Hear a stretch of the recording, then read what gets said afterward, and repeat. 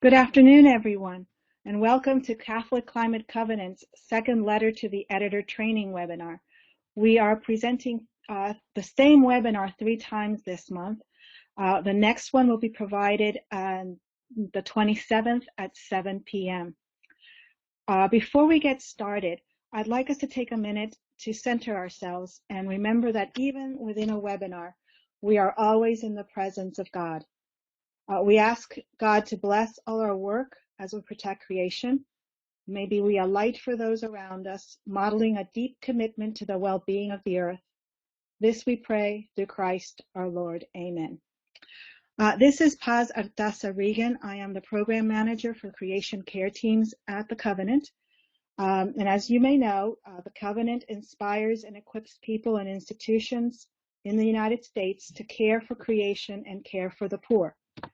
Through our 15 national partners, we guide the U.S. Church's response to climate change by educating, giving public witness, and offering these kind of resources. Before we get started on the webinar itself, I want to give us a little bit of information about the question and answer mechanism. If you look over on the left-hand side, there is a chat box. You are invited to type there your questions, and at the end of the presentation, I will be reading them out loud. If there are a lot of questions and we can't get to them in the 45 minutes time that we have allotted, staff will endeavor to respond to your questions via email. This video is being recorded, and we will send the video and the slides to all who registered. In this webinar, we are going to explore how to submit letters to the editors to your local newspaper, the features that make for a successful letter to the editor, and how to alert Covenant staff of LTE submissions and publications. We're also going to be looking at some of the major details in the Clean Power Plan and why this time of the year it is so important to be trained in how to write these letters to the editor. Let me introduce my colleague, Dan DiLeo. Dan is the project manager of Catholic Climate Covenant. He's a PhD candidate in theological ethics at Boston College, where he works on Laudato Si and public theology. Dan, if you want to get started. All right. You can hear me okay? Yes. Okay. Just want to make sure before we get going. Well, thank you, Paz, for that, and thank you to everyone who joined us for the webinar today. We're really excited to have you all with us to talk about letters to the editor. As Paz said, part of the work that we do with the Covenant is to offer public witness on energy, creation care, and climate change. And over our 10 years, we've really found letters to the editor to be one of the most effective tools for offering public witness. We'll talk more about why that is in a few minutes, but this really is one of the most important things that we do with respect to public witness and advocacy. So just to provide an overview of where we'll go today, we'll start by answering two questions or looking at two questions that we get a lot of times with respect to this work. One, what is a letter to the editor? So we'll look at the genre in particular, and we'll look at why LTEs are particularly important as ways to offer public witness. And then, as Paz said, we'll look briefly at successful letters to the editor, and then we'll provide a template for what you might use around a letter to the editor, especially with respect to the Clean Power Plan. And then we'll look at ways that we are hoping that you all will submit these and let us know when you do submit letters to the editor. So to start, what is a letter to the editor? So as the name would suggest, a letter to the editor is a letter sent by a reader to the editor of a publication. Typically, it's a newspaper, and most often it's a local newspaper, either in a county or a city, sometimes statewide. But it's a letter to the editor of that publication. And letters to the editor are used for a lot of different things. I think there are primarily three uses for letters to the editor. One is to comment on a news story. So letters to the editor are really ways to facilitate dialogue. It's really a public space for discourse, and so in that space, a lot of times people comment on news stories that have been published in that local newspaper. Additionally, LTEs can be used to affirm or disagree with or nuance a published opinion piece. So in the op-ed section of the newspaper, typically the op-eds are on one side and LTEs are on the other. And the LTEs are really a way to sustain a conversation about an op-ed that's been published by a member of the editorial board or sometimes as a guest op-ed around a particular topic. So this is really a way to keep the conversation going. And then third, LTEs are often used to urge action and specifically to address community leaders. And so this is a way for people to make a call for action around a particular issue in light of something that's been said either in the news section or in the op-ed section. So there are really kind of three purposes for an LTE. So why are LTEs important? Well, as I said, I think they're a tool for shaping public discourse. And really, within that discourse, LTEs are a way to raise awareness about an issue so they can bring attention to something that is underreported or under discussed. They can energize supporters so they can you know, people who are already inclined to support a position can be energized to do more around an issue. And they can also change opinions. So especially for people who might be sitting on the fence, they can oftentimes sway people's opinions one side or another. And when LTEs shape public discourse, this can often influence policy. It can influence policy more directly by influencing elected officials, and then it can also have a more indirect effect by inspiring constituents to then pressure elected officials to take action around an issue. And when we talk about elected officials, I think LTEs can really shape the opinions of different types of officials. So they might address officials who are already supportive of an issue. So if an official has taken a position, an LTE might encourage and kind of provide support and say, I appreciate this person taking this position, and embolden an official to maybe even do more in the future. LTEs can also address oppositional officials, so they can highlight positions that elected officials have taken that are contrary to potentially an ethical position or a faith-based position, so they can address oppositional officials. And they can also address non-committal officials, so elected officials who haven't taken a position on either an issue or maybe a particular piece of legislation. So LTEs are they're a very versatile tool of discourse. It can address both citizens and elected officials. So what makes for a successful LTE? So as I said, LTEs are a very unique genre, and so what we want to do is provide some overview of what makes for a successful LTE. So first, LTEs are overall, they're short, simple, and personal. So these are not long, extended discursive things. These are very short and concise, pithy. They always begin with a topical hook, and oftentimes this hook is something that's been previously published in that particular news outlet. So as I said, it could be a news article that's been published. It could be an op-ed that was written, a couple of days prior on an issue. Sometimes, and I would say this is definitely not the norm, but sometimes LTEs can be used to highlight unreported local events. So on the right-hand side here, you see 3 examples of Catholic LTEs that have been written in Ohio around energy issues in the state. And the middle one has the headline, "Inquirer Misses Story Opportunity for Earth Day." So this was an LTE written by a Catholic in Ohio who was dissatisfied with the lack of reporting around a faith-based Earth Day initiative that was happening in town. So sometimes they can highlight unreported events, but most often the hook is a news article that was published or an op-ed that was published in the previous several days. Because LTEs are meant for the general readership and a general audience, they really are meant to be written at an accessible level. So we say a 5th or a 6th grade level, and really that just means using plain speak as much as possible, avoiding jargon, avoiding complicated terms and things like that. So it really is meant to be written at a basic level.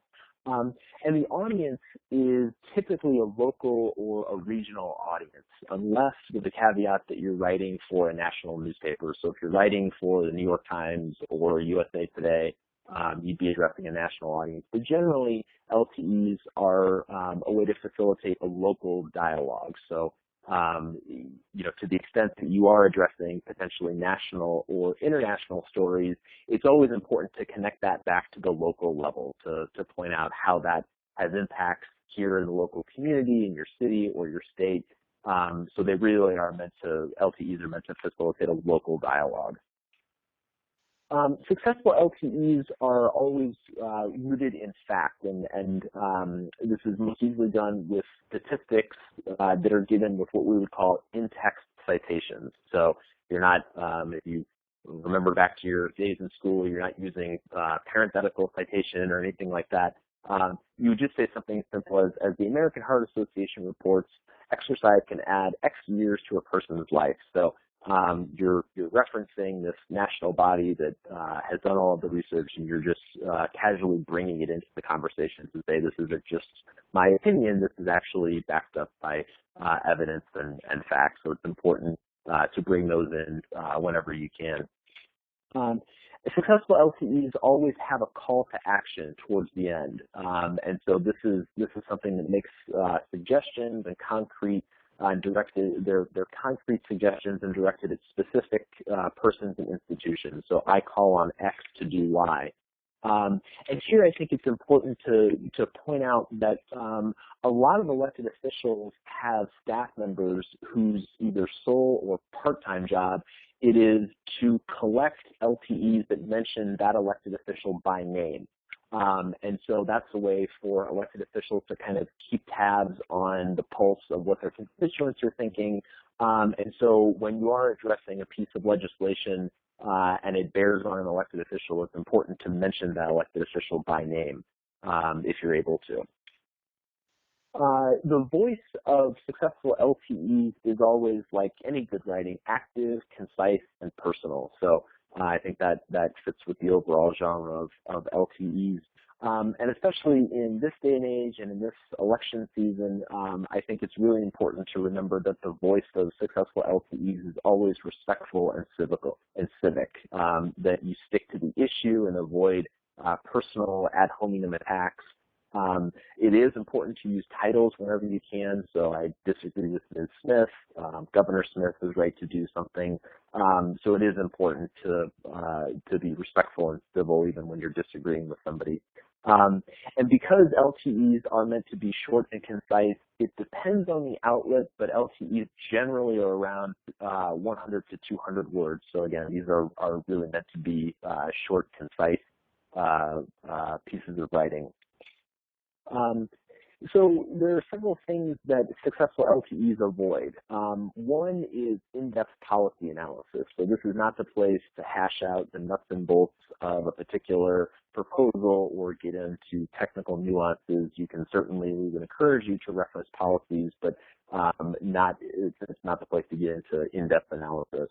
As I said, LTEs are generally meant to facilitate local conversation, and so the best LTEs avoid national commentary, or if they do address national issues, as I said, they connect it back to the local community. And then successful LTEs avoid what I call spelling and grammaringly-ish mistakes. So it does detract from the overall LTE and actually decreases its likelihood of being published if there are spelling mistakes or grammar mistakes, things like that. So it's important to polish it up before you submit it to your local newspaper. As Todd mentioned at the beginning, one of the things, and really the primary piece of legislation that both the U.S. Conference of Catholic Bishops and the Covenant has been doing in recent months is around the Clean Power Plan. And I'll give you a timeline in a minute to show you, to highlight why this is in the news and will continue to be in the news. But as I said, it's important to reference statistics and facts in your LTE. And so what we've tried to do here is just provide some quick facts, and there's a link down at the bottom to the EPA where you can get more information and more facts.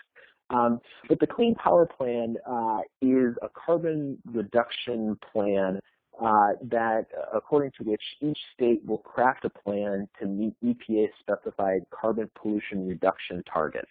So this really is a national carbon pollution standard that looks to reduce carbon emissions from existing power plants. So this is really the strongest piece of climate legislation and policy that's ever been available to us here in the United States. And so just some statistics here. By 2030, the Clean Power Plan will cut carbon pollution from the power sector by 30% from 2005 levels. So this is a significant carbon reduction. In addition, it'll cut pollution that leads to soot and smog by over 25%. So it'll address several types of pollutants and toxins. And in doing so, it'll avoid between 2,700 and 6,600 premature deaths and between 140,000 and 150,000 asthma attacks in children. So this really is about the environment, but it's also about people. It's about public health. And because it's about public health, the Clean Power Plan will lead to climate and health benefits worth an estimated $55 billion to $93 billion. So there are several arguments in support of the Clean Power Plan: environmental, health-related, and economic. So as I said, this is one of the most exciting pieces of climate legislation that we've ever had available to us. And because of that, because of its addressing different issues, the U.S. Conference of Catholic Bishops has supported the Clean Power Plan and actually more broadly a national carbon pollution standard. So these are quotes from Archbishop Wenski, who's the chair of the Domestic Policy Committee at the Bishops' Conference, and the link is down below. But when the Clean Power Plan was finalized, Archbishop Wenski said in a press release that a new national standard to reduce carbon pollution from existing power plants is an important step forward to protect the health of all people, especially children, the elderly, and poor and vulnerable communities from harmful pollution and the impacts of climate change. And he went on to say that the bishops welcome this important move, this Clean Power Plan, by the administration to adapt long-awaited standards to mitigate climate change and safeguard public health, which are significant ways to live out our responsibility to care for God's creation. So all of that is to say the U.S. Conference of Catholic Bishops has supported the Clean Power Plan and has supported the National Carbon Pollution Standard more broadly. And so when we talk about bringing the faith voice into the public square, when we talk about writing faith-based LTEs, I think there are several elements of Catholic social teaching that we can reference with respect to the Clean Power Plan. I think we can talk about the Clean Power Plan as being a way to care for God's creation, to promote human life and safeguard human dignity, and it's a way to exercise a preferential option to the poor and marginalized, because it's the poor who are most impacted by environmental degradation, but it's the poor who are least responsible. In addition, because it addresses climate change, the Clean Power Plan is a way to promote the common good, of which the climate is part, as Pope Francis says in Laudato Si. And the Clean Power Plan is a way to help us all live in solidarity with those around the world and in future generations, because it's future generations who will inherit a planet that is impacted by the energy choices that we make now. And so there are several different ways to talk about the Clean Power Plan with respect to Catholic mission and identity. So as I said, the Clean Power Plan is in the news and will continue to be in the news because of the legislative challenges that have been raised to the Clean Power Plan. So in October of 2015, there were 24 states and the attorneys general of those states filed a motion and requested that the D.C. Circuit Court stay the Clean Power Plan, which means that it would delay implementation pending further review. In January of 2016, the D.C. Circuit Court declined that request, and so the Clean Power Plan was set to move forward. But then, surprisingly, in February of 2016, the Supreme Court granted that stay. And so right now, the Clean Power Plan has been, implementation has been stayed pending further review. And hopefully you can see this timeline. The gray boxes just reiterate what I just said, that the Clean Power Plan the stay was granted in February. So in September, the D.C. Circuit Court heard oral arguments on the merits of the Clean Power Plan, and so that was something that we were involved in at the Covenant. We submitted an amicus brief in support of the Clean Power Plan on behalf of 30 national Catholic organizations, So right now, the Circuit Court is processing and considering those testimonials that were offered in September, and sometime either later this year or early next year, the D.C. Circuit Court is expected to issue a decision either removing the stay or holding the stay in place. And so that's something that in the news, and so there will definitely be an opportunity to write LTEs around whatever happens later this year or early next year. Whatever decision the D.C. Circuit Court comes down with, the losing side is expected to appeal the decision to the U.S. Supreme Court. And so moving into the red boxes sometime, and it'll all depend on the timing of appeal filings, but in 17 and 18, the Supreme Court is expected to either issue a final ruling on the Clean Power Plan, or the Supreme Court could decline to hear the case, in which case it would revert to the decision of the U.S. Circuit Court in D.C. So all of that is to say, as of now, this is very much in the news. On the left-hand side, you can see that the initial state plans were due in September 2015, and so some states have decided to move forward with coming up with their plans for how to meet their state targets. Other states have decided not to do anything until the Clean Power Plan is decided on, and so there's an opportunity to advocate for your state legislatures to continue to proceed with crafting a state plan. So hopefully that's not too much technical background, but that's kind of why we're focusing on the Clean Power Plan right now, because it very much is in the news. In addition to the Clean Power Plan, and this is something that we are adding to this presentation after our first training that we did last week, somebody raised the question of transitional justice. What about communities that will be particularly impacted by the transition to clean energy? And so we wanted to talk about this piece of legislation with the caveat that at this point it's not supported by either the U.S. Conference of Catholic Bishops or the Covenant. But it is out there, and it's an important piece of transitional justice.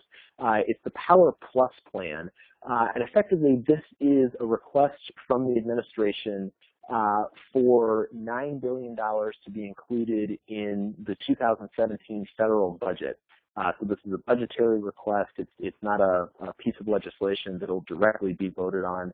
And so the Power Plus plan is a way to provide funding, as these quotes from the White House press release say, for economic diversification in coal communities, employment and training services for workers displaced from the coal economy, the health and retirement security of coal miners and their families, the reclamation and redevelopment of abandoned mine lands, and the deployment of carbon capture and sequestration technology. So obviously the Clean Power Plan is a way to reduce carbon emissions and facilitate the transition to clean energy, but the Power Plus plan is a way to help those communities that are most impacted by that transition. So as I said, it's not something that we're actively advocating on with the Covenant, but I do want to point that out as another piece of energy-related policy that you might be writing in an LTE or you might see in the news and want to say something about.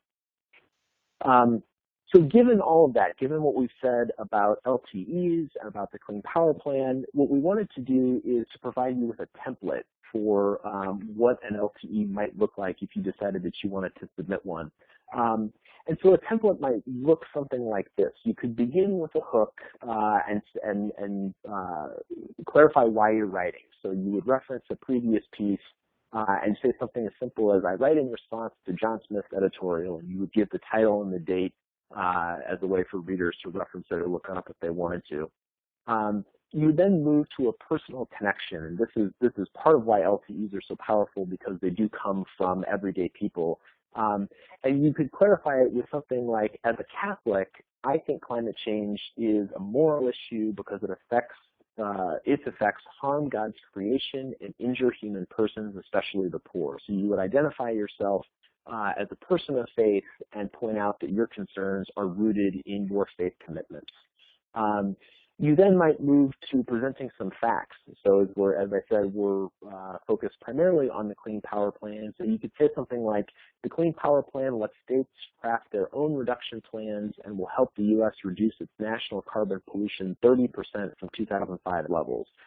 So again, it's just a kind of a quick, very concise statistic, but it helps to ground what you're saying with facts and figures. And then moving from there, you might include your call to action, and this could go in a number of different ways depending on who you really wanted to influence. So we've come up with several different examples here, and I'll just read them to give you a sense of what you might say. So you might say something like, despite current legislative delay, I thus call on officials in the state legislature to develop an ambitious carbon reduction plan for whatever your state is. So this is encouraging the state legislature to move forward despite the stay of the Clean Power Plan. You might call on the state attorney general to withdraw challenge to the Clean Power Plan. So I pointed out the 24 states earlier that have together sued to stop the Clean Power Plan. So you might ask that your state withdraw its participation in that litigation. You might ask the senator or representative to support the Power Plus plan in the 2017 federal budget. So as I said, it's not something that we're advocating on, but it's certainly available to you. In addition, you might also address your fellow citizens, and you might ask your fellow citizens to communicate support for the Clean Power Plan to their state senator and House representative. You might ask citizens to voice their displeasure at the state's efforts to block the Clean Power Plan. And you might also urge citizens to ask that they urge lawmakers to support funding for the Power Plus plan in the 2017 federal budget. So hopefully this shows kind of the buffet of options that are available to you with respect to messages and also the people that you're addressing and trying to mobilize. And whatever approach you take, I think it is important to end on a positive note. I think a lot of times, people who are advocating for a position can take a pessimistic turn towards the end, but it's important to end on a positive note. And so you might say something like, I'm confident that our leaders have the character to address this moral challenge, or I believe in people from our state to advocate for clean power and a safe, prosperous future. So end on a hopeful note rather than taking kind of a pessimistic turn at the end. And then with submissions, so I think there are several things to keep in mind as you look to write and submit your LTE. One is that we're here to help. So this is part of what we do. As I said at the beginning, this really is one of the most important tools for offering public witness. So if you have questions about policy or language, if you'd like us to help you think through how to express something, we are here to help. So please don't hesitate to call or email us. At the Covenant, we see ourselves, as Paul said at the beginning, as kind of the clearinghouse for things that happen in the U.S. church regarding climate change. And one of those things that we are, part of the way that we do that is to lift up examples of people offering prophetic witness. And so we hope that you'll send us submissions, both submissions that you've submitted to the paper and then things that have gotten published subsequently. And so what we ask you to do is to let us know if you have submitted something so that we can keep an eye out for it. And then we also ask that you monitor both online and in print to keep an eye out to see if it gets published. And typically, a newspaper will contact you if they decide to publish your LTE. But it does happen that every once in a while you'll be having your morning coffee and you open up the paper and without any notice you see your LTE's been published. So it is important to keep an eye out kind of a week, maybe 10 days after you've submitted an LTE. And then if your LTE is published either online or in print, we ask you to send us the publication either online, send us a hyperlink, or in print, take a picture of it and then send it to us. And that way we can include it on our social media posts, we can include it in our newsletter, we can use it as a best practice to help train other people. So we really do want to promote whatever is published from our network of Catholic supporters. And you can do that. You can send those either to me directly at my email, DiLeo@CatholicClimateCovenant.org, or you can send it just to our general info box, info@CatholicClimateCovenant.org. So we do want to keep track and promote and celebrate the things that are published. So hopefully that's a helpful overview of both LTEs and the Clean Power Plan. As I said, LTEs are incredibly important for us, and the Clean Power Plan is what we're working on right now. So we hope this helps equip you with writing LTEs around the Clean Power Plan. And at this point, I will turn things back over to Paz to facilitate a Q&A. Great. Thank you so much, Dan, for that clear presentation.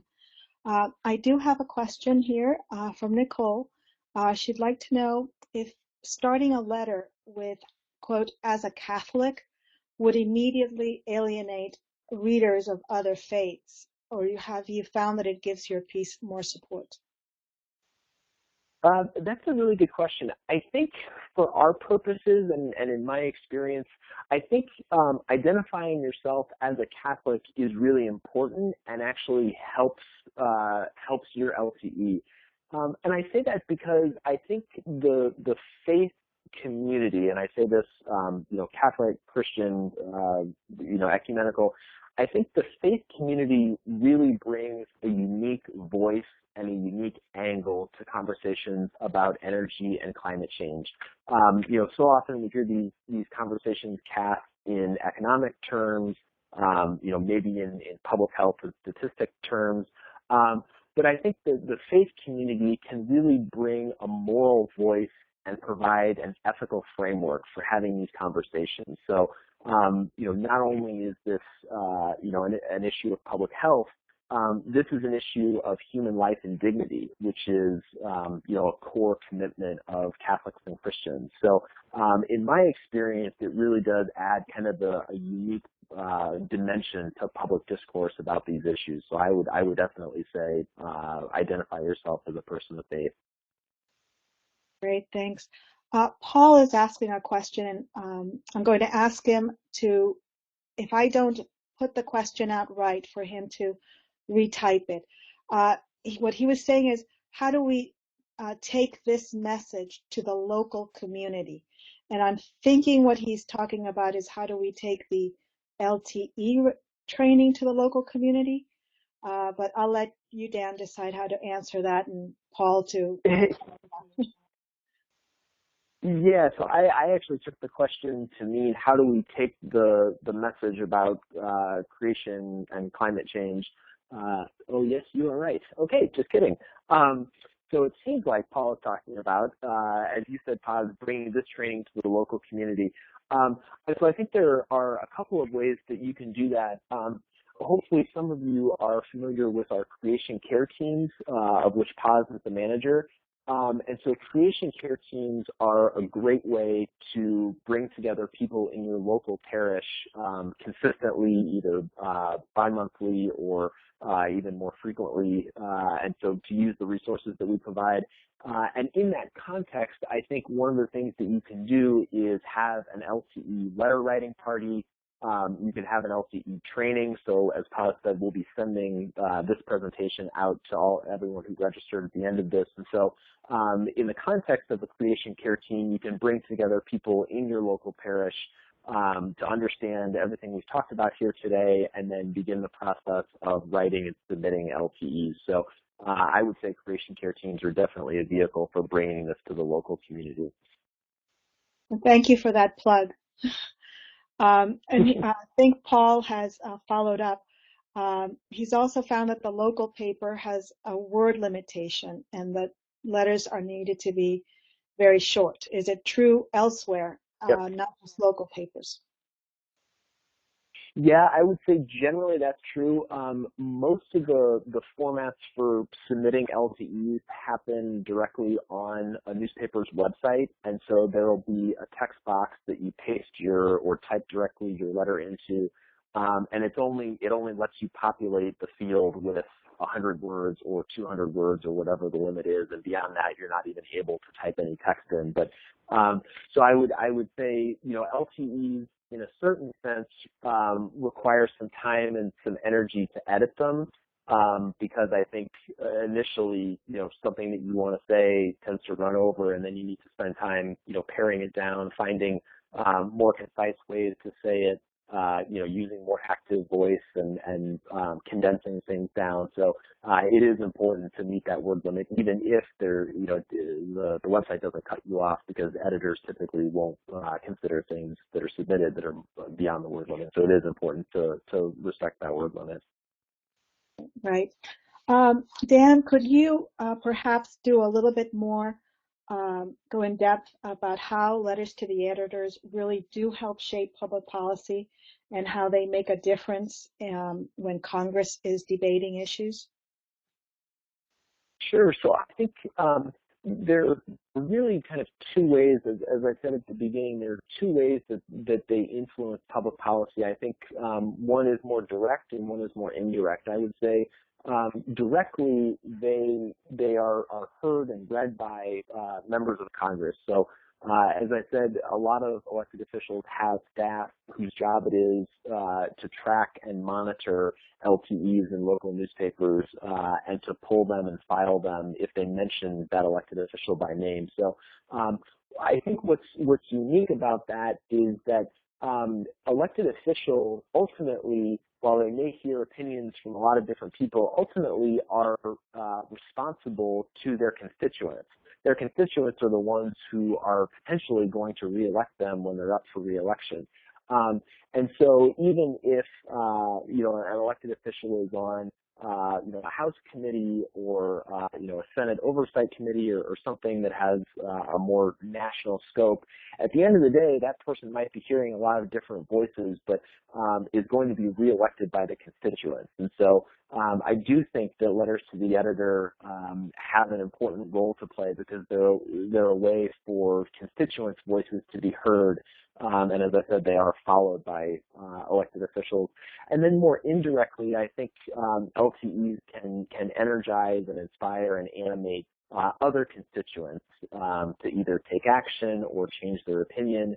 And then in doing so, they then are able to put additional pressure on elected officials. So both directly and indirectly, LTEs are really effective ways to offer public witness, primarily by virtue of coming from constituents. Great. And why would you say it's important to let Catholic Climate Covenant know about an LTE that's been submitted or the one that's been published? And can you repeat how people can let us know about it? Yeah, so I think it's really important. As I said, the covenant really sees ourselves. We see ourselves as a clearinghouse for all things Catholic and climate here in the U.S. And part of what we want to do is we want to lift up and celebrate and promote those stories and LTEs that have been published by Catholics in the United States. So it really is important for folks to let us know when things are published, so that we're able to do that, so that we can, include a link in a Facebook post or tweet it out from our Twitter account. We can put it in our monthly newsletter. So there are a lot of different ways that we can celebrate these and lift them up, but we can only do that if we're aware of them. And so we do ask, as the email address here at the bottom indicates, that you can email us either hyperlinks or photos of print LTEs, and you can send it either directly to me at my email here, or you can send it to our general info box, which is info@catholicclimatecovenant.org. Great. Thanks, Dan. Um, while we wait, I don't have any other questions coming in yet, but we do have a couple of minutes on the webinar. Let me do a little bit of housekeeping, and if anybody has a question, please type it in. What I'd like to let you know is that at the end of the webinar, if you could take a couple of minutes and fill out a short survey that's going to appear on your screen right at the end of the program. That survey is going to provide us with feedback on this webinar, and that will help us provide you with more relevant webinars and with webinars that really can be impactful in your community. So I do urge you to fill out the survey. I'm still not getting any other questions, so I am going to start wrapping up, if that's okay, Dan, unless you have something else to say to the community. No, just again, thanks for everyone's participation, and please don't hesitate to let us know if you have questions or if there are any ways that we can help. Right, exactly. At this point, then, I'd like to extend my thanks and appreciation to Dan, and also to every single one of you who took the time to join us in this webinar. Also like to remind you that you are welcome to share the information from this webinar. You will be receiving an email sometime later this week with the recording and with the slides, and you are more than welcome to share it with friends, family, your parish, school members. Also tell folks to join us on Thursday, October 27th at 7 p.m. Eastern. And if you need more information, please do go to our website or email Dan, where you see his email, or at info@catholicclimatecovenant.org. So at this time, I'd like to extend a very, very big thanks to you all, and I hope you have a wonderful rest of the afternoon. Thank you for joining us.